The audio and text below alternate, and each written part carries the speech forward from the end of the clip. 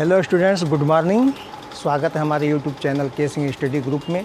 आज हम लोग फिजिक्स के लिए पढ़ने जा रहे हैं कूलाम के नियम, जो कल हम लोग पढ़े थे उससे आगे। कूलाम के नियम में हम लोगों ने यह समझा था कि किन्हीं भी दो आवेशों के बीच जो बल लगता है उस बल की मात्रा कितनी होती है, बल का मान कितना होता है। बल का मान ज्ञात करने के लिए कूलाम ने जो नियम दिया था, नियम जो कूलाम के कथनानुसार मिला था वह एक सूत्र के रूप में था, और सूत्र में कितना मिला था तो 1/4 pi epsilon naught into Q1 Q2 by R square. ये जो है कूलाम बल से, कूलाम के नियम से हम लोगों को बल का एक सूत्र मिला था। अब इसके आधार पे यहाँ से हम लोग कूलाम के नियम और जो गुरुत्वाकर्षण का नियम, इन दोनों नियमों की तुलना करेंगे कि गुरुत्वाकर्षण का नियम और कूलाम का नियम। गुरुत्वाकर्षण के नियम को न्यूटन ने दिया था, और गुरुत्वाकर्षण का जो नियम है F = G m1 m2 बटे आर स्क्वायर। ये जो सूत्र है ये मिला था हम लोगों को न्यूटन के गुरुत्वाकर्षण के नियम से। इन दोनों नियमों में कुछ समानता है, कुछ भिन्नता भी है। समानता ये है कि दोनों नियम जो है व्युत्क्रम वर्ग के नियम हैं। भिन्नता क्या है तो ये जो गुरुत्वाकर्षण बल होता है ये केवल आकर्षण का बल होता है, जबकि ये जो कूलाम बल होता है, कूलाम बल आकर्षण का भी होता है और प्रतिकर्षण का भी होता है। तो आपसे प्रश्न पूछा जाए कि गुरुत्वाकर्षण के नियम और कूलाम के नियम में तुलना करिए, तो तुलना करने में आपको समानता और भिन्नता दोनों दिखाना पड़ता है। तो आप इसको ऐसे ही लिखेंगे कि गुरुत्वाकर्षण का बल सदैव आकर्षण का बल होता है, जबकि कूलाम का जो बल होता है, कूलाम बल जो होता है वह आकर्षण और प्रतिकर्षण दोनों का होता है। इसके बाद कूलाम बल में कल हम लोगों ने देखा था कि अगर दो आवेश हैं और दोनों आवेशों के बीच में यदि हम कोई माध्यम रख दें तो माध्यम रखने से इनके बीच लगने वाले बल के मान में परिवर्तन हो जाता है।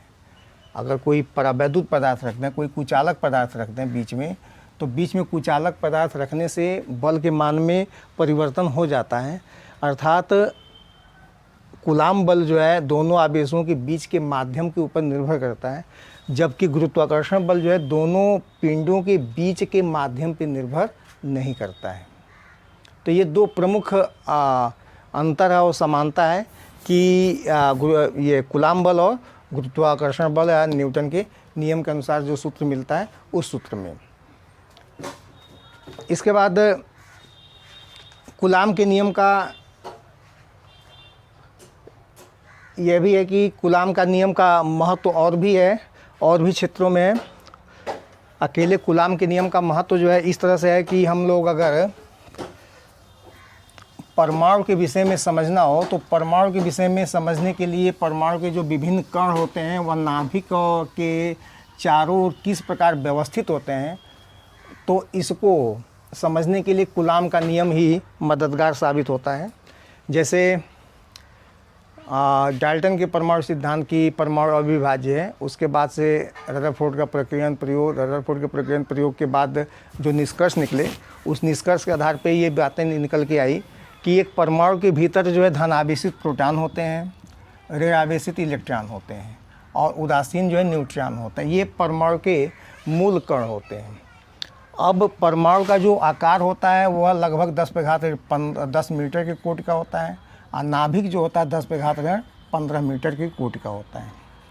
तो परमाणु और नाभिक का जो आकार है, इतने सूक्ष्म अंतराल में ये प्रोटॉन और इलेक्ट्रॉन एक साथ किस प्रकार से व्यवस्थित होते हैं, इसको कूलाम के नियम से समझा जा सकता है। और रदरफोर्ड ने अपने प्रक्रिया प्रयोग में बताया था कि नाभिक में धनावेशित प्रोटॉन होते हैं और इलेक्ट्रॉन जो है नाभिक के चारों ओर वृत्तीय कक्षाओं में चक्कर लगाते हैं। तो इलेक्ट्रॉन जब नाभिक के चारों ओर विभिन्न कक्षाओं में चक्कर लगाते हैं तो वृत्तीय कक्षा में चलने के लिए उनको अभिकेंद्र बल चाहिए। वो अभिकेंद्र बल कहाँ से मिलता है, तो इन इलेक्ट्रॉनों को अभिकेंद्र बल जो है इस नाभिक और इलेक्ट्रॉन के बीच लगने वाले आकर्षण बल से प्राप्त होता है। अर्थात कूलाम का जो बल है वह परमाणविक दूरी के लिए भी सत्य है, बहुत अधिक दूरी से लेके परमाणुवीय दूरी के लिए भी सत्य है कूलाम का नियम। इसलिए कूलाम के नियम का महत्व अधिक है, और कूलाम के नियम की सहायता से ही परमाणु का जो विधिवत संरचना है उसको समझने में सहायता मिला। इसके बाद हम लोग के पास टॉपिक है वैद्युत क्षेत्र। Electric field. तो क्षेत्र तो इसके पहले भी बहुत सारा क्षेत्र पढ़ चुके हैं हम लोग, जैसे कि गुरुत्वीय क्षेत्र, पृथ्वी या किसी भी पिंड के चारों ओर का वह क्षेत्र जहाँ तक कोई अन्य पिंड उस वस्तु के द्वारा उत्पन्न आकर्षण प्रतिकर्षण बल का अनुभव करता है, वही उसका गुरुत्व क्षेत्र कहलाता है। पृथ्वी का गुरुत्व क्षेत्र चंद्रमा तक ही सीमित नहीं है, सूर्य तक है और उससे आगे तक भी है। तो उसी प्रकार से वैद्युत क्षेत्र क्या होता है, तो किसी आवेश के चारों ओर का वह क्षेत्र जहाँ पर कोई अन्य आवेश या परीक्षण आवेश, किसी भी आवेश के चारों ओर का वह क्षेत्र जहाँ पर कोई अन्य आवेश या परीक्षण आवेश अपने ऊपर आकर्षण या प्रतिकर्षण बल का अनुभव करता है, वही क्षेत्र जो है उस आवेश का क्या कहलाता है, वैद्युत क्षेत्र कहलाता है। किसी भी आवेश के चारों ओर का वह क्षेत्र जहाँ तक कोई अन्य आवेश के जवाब में हम लोग परीक्षण आवेश ही लेते हैं, परीक्षण आवेश अपने ऊपर आकर्षण या प्रतिकर्षण बल का अनुभव करता है, ऐसे ही क्षेत्र को हम लोग वैद्युत क्षेत्र कहते हैं। वैद्युत क्षेत्र में खींची जाती है वैद्युत बल रेखा, वैद्युत वैद्युत बल रेखा, इलेक्ट्रिक फोर्स लाइन क्या होते हैं, तो किसी भी आवेश के चारों ओर जो वैद्युत क्षेत्र होता है, उस वैद्युत क्षेत्र में हम कोई परीक्षण आवेश रख दें, तो इस परीक्षण आवेश जहाँ भी रखा गया हो, तो इस पहले से स्थित आवेश के कारण या परीक्षण आवेश में एक गति होगी, गति की एक दिशा होगी, और परीक्षण आवेश के गति की दिशा में खींची गई जो रेखा होती है, उसी रेखा को हम लोग कहते हैं वैद्युत बल रेखा। किसी भी वैद्युत क्षेत्र में परीक्षण आवेश के गति की दिशा में खींची गई काल्पनिक निष्कोण रेखा को हम लोग कहते हैं वैद्युत बल रेखा। तो वैद्युत बल रेखा ध्यान रखिएगा, हमेशा परीक्षण आवेश यानी प्लस Q 0 से ही खींचते हैं। तो धन आवेश की वैद्युत बल रेखा अगर खींचा जाएगा, तो धन आवेश की वैद्युत बल रेखा जो इससे दूर जाता हुआ इस तरह से हम लोगों को प्राप्त होगा, दूर जाता हुआ, क्योंकि परीक्षण आवेश जब रखा जाएगा तो परीक्षण आवेश इससे दूर ही हटेगा। इसी प्रकार यदि हम लोग ऋण आवेश के लिए वैद्युत बल रेखा खींचें, ऋण आवेश के लिए वैद्युत बल रेखा खींचें, तो ऋण आवेश के लिए परीक्षण आवेश क्या होगा, ऋण आवेश के लिए परीक्षण आवेश इसके पास आएगा, यानी कि ऋण आवेश के लिए वैद्युत बल रेखा जो है बाहर से अंदर की ओर होते हैं। ऋण आवेश के लिए वैद्युत बल रेखा बाहर से अंदर की ओर होते हैं। इसी प्रकार अगर विपरीत आवेश के लिए वैद्युत बल रेखा खींचा जाए, तो विपरीत आवेश के लिए वैद्युत बल रेखा, परीक्षण आवेश आप कहीं पर भी रखेंगे, मान लीजिए यहाँ रखें, तो यह सीधे इससे प्रतिकर्षित होगा, इससे आकर्षित होगा, यानी सीधे इससे रेखा मिलेगी। फिर ऐसे मिलेगा, यहाँ रखेंगे तो ऐसे घूमते घूमते फिर यहीं पहुँचेगा वो, फिर यहाँ रखेंगे तो ऐसे पहुँचेगा, फिर यहाँ रखेंगे तो ऐसे पहुँचेगा, यहाँ रखेंगे तो ऐसे पहुँचेगा। इस तरह से वैद्युत बल रेखा आप खींच सकते हैं किसी भी आवेश के लिए अपने मन से काल्पनिक निष्कोण वक्र जिसकी दिशा में कोई परीक्षण आवेश गति करता है, उसी रेखा को हम लोग कहते हैं वैद्युत बल रेखा। ये हो गया विपरीत आवेश यानी धन आवेश और ऋण आवेश के लिए वैद्युत बल रेखा।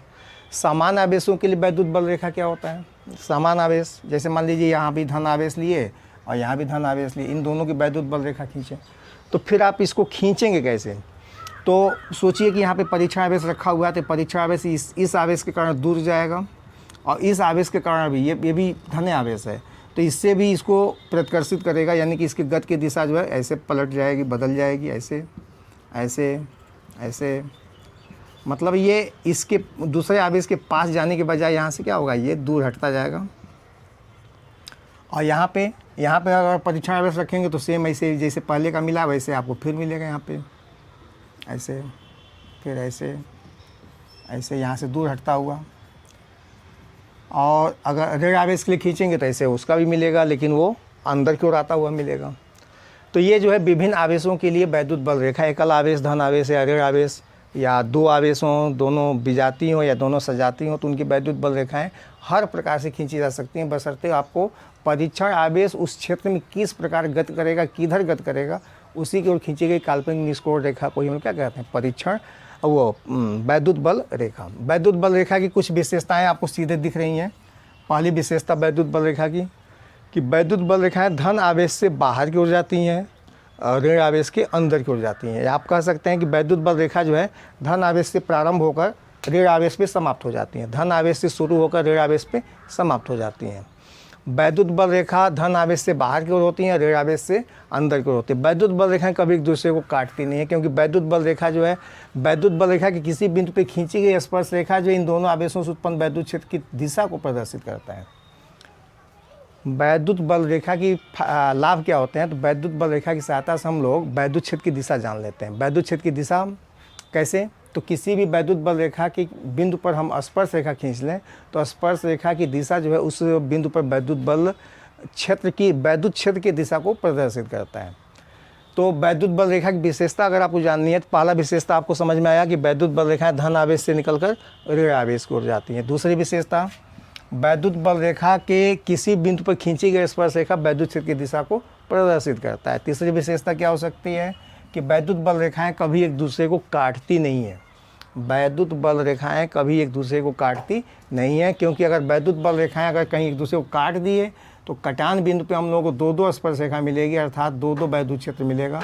और किसी एक आवेश के कारण या आवेश युग्म के कारण 2 वैद्युत क्षेत्र एक ही बिंदु पर उत्पन्न ऐसा संभव नहीं है। इससे स्पष्ट होता है कि वैद्युत बल रेखाएं कभी एक दूसरे को काटती नहीं है। इसके बाद वैद्युत बल रेखाएं जो होती हैं विपरीत आवेशों के लिए ये एक लचकदार डोरी के एक तरह से सिकुड़ने का प्रयत्न करते हैं, जिससे स्पष्ट होता है कि वैद्युत बल रेखाएं प्रदर्शित करती हैं कि विपरीत आवेश जो एक दूसरे को आकर्षित करते हैं। और यहाँ पे सजातीय आवेशों के लिए वैद्युत बल रेखाएं इस प्रकार से होती हैं कि दूसरे को दूर हटाने का प्रयत्न करती हैं। इससे सिद्ध होता है कि वैद्युत बल ये जो समान आवेश होते हैं या सजातीय आवेश होते हैं ये एक दूसरे को प्रतिकर्षित करते हैं। आज के वीडियो बस इतना ही। Okay, thank you.